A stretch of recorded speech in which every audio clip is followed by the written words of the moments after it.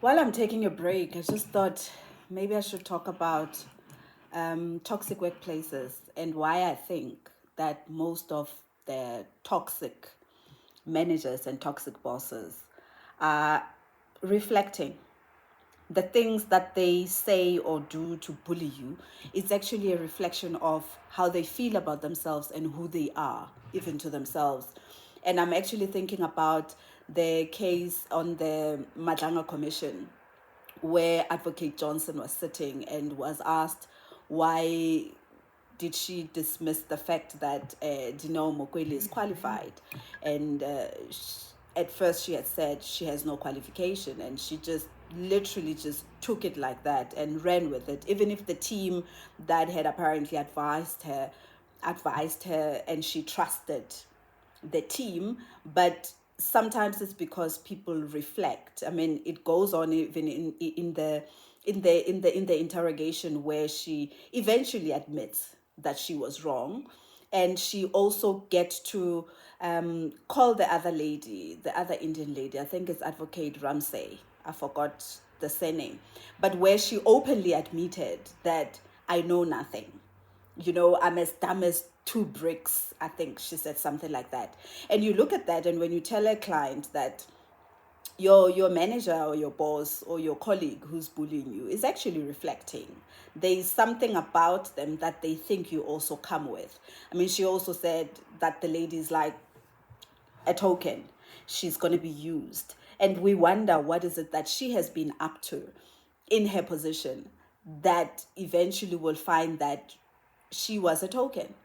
And I think she was even explained as a flip-flop, and where she thinks others can be used while she's being used. She thinks others can be used while she's also being used by not reading, not making sure, not following up, just giving signatures, because then it means she's not doing her will, she's not using her knowledge, and she ends up not even knowing the basic of the basics of what her job is supposed to entail.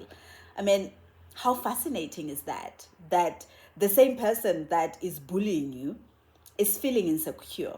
The same person that is bullying you is feeling inadequate. They are not confident. They don't know a lot about themselves. And they actually think you are the person that carries all that.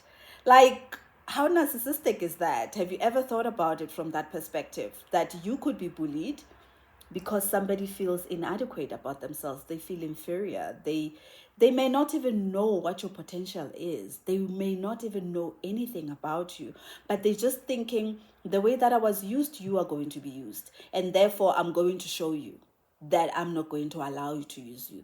One of the people that actually debunked this whole thing for me and made it so easy was the late Patrick Shai. He was once called by my former employer, and he was explaining this hate that we find, especially sometimes between women. Like you would call it women on women hate. If there's a rumor, why is it a woman that will actually fast track this rumor about another person, even if they don't have the data? And he said that sometimes it's because the things that happened to the older lady, the elderly lady at work, she thinks how she got in is how everybody else has gotten in. So the whole thing that now we've got whistleblowers, people can be arrested, some of the things are called abuse.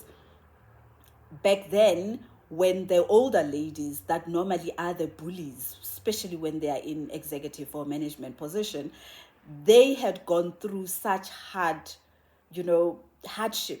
to get to the level that they're at. They actually thinking you went through the same, even though it is not palatable what they went through. They just want to show you that you shouldn't be thinking that you are better, because at the time that they were being manipulated into positions and being used as tokens, they found themselves not having a way of stopping what was happening. Now they had to continue over giving, allowing people to use them as tokens, even signing without reading, signing without double checking with the policies, with the data, because they were manipulated into the position, and probably they were held hostage one way or the other, or blackmailed. And so because they had to survive, they're actually thinking you are in the same position. And now they want to show you that for you it's not going to work, because now they are in the position, especially if you've been appointed without them knowing.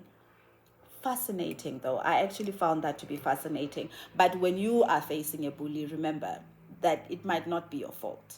It could be that they are equally insecure and way beyond you. But yeah, the workplace can be the pits.